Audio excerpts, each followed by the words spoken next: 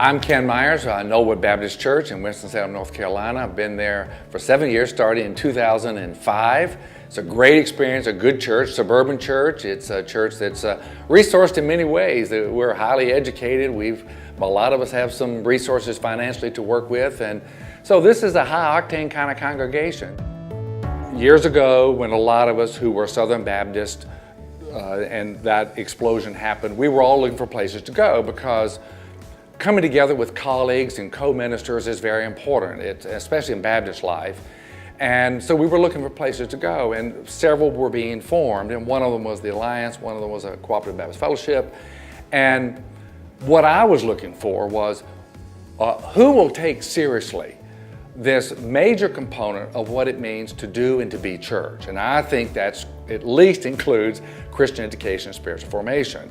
And while I've had to reinvent myself over the years in understanding and implementing that in congregations and beckoning people into deeper waters, the Alliance, quite frankly, has been slow to get into these waters, but they're very serious about it now. And I'm, as you know, in a series of meetings right now where we are going full steam ahead.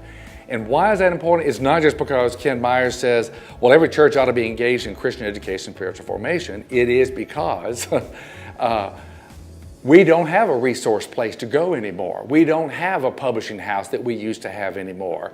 And why not gain the benefit of other congregations, the work they're doing? But it doesn't just boil down to, you got this and it worked and I've got this. We're talking about generative models. But also, we're giving ourselves now, after all these years, 20-something years, we're giving ourselves permission to borrow from other faith traditions. We're giving ourselves permission to say, there are opportunities in interfaith environment to learn and to grow. 3 or 4 years ago, I was in Europe to go teach in Romania like I do every year, and I decided to go to south of France where, not to the Mediterranean, but to Plum Village where Thich Nhat Hanh keeps home at the monastery. And I'm not interested in becoming a Buddhist. I'm not interested in abandoning my faith. I'm a Jesus follower, and I love that way of getting to God. But I knew they had an avenue for knowing truth that I did not have, mindfulness. And so I went and spent a week there studying under Thich Nhat Hanh, the Muslim monk who lives there.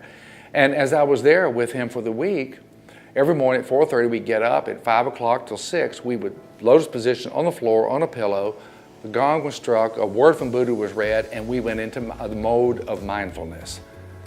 After 5 days of that, flying back across the Atlantic, suddenly, all of these years of trying to know what it meant by the Pauline notion of taking on the mind of Christ,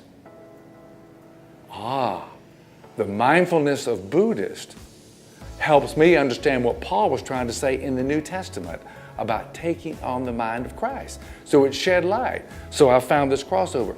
Alliance is a place where we have permission to learn in that way and to learn in all the ways that we can.